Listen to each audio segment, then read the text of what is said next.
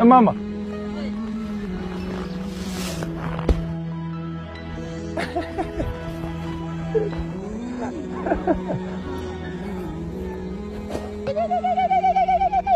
እሰይ እኚህን እናት አስተውሳችሁ አንድ ቀን መንገድ ላይ ስንተላለፍ አገንተናቸው 10,000 ብር ስንሰጣቸው አራ አልፈልግም 200 ብር ብቻ ነው የሚፈልገው ብሎ ከኛ ጋር ሲከራከሩ የነበሩ እናት ናቸው። ዛሬ እንግዲህ ቤታቸውን አፈላልገን ደርሰናል። ቤታቸው ይሄንን ነው የሚመስለው። ባለፈው በሰጠነው በ10,000 ብር ምን ገዙበት?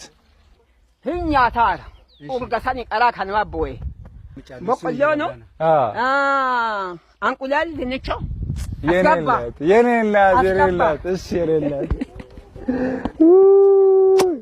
መቶ በቆሎ 100 ኪሎ በቆሎ ገዙ።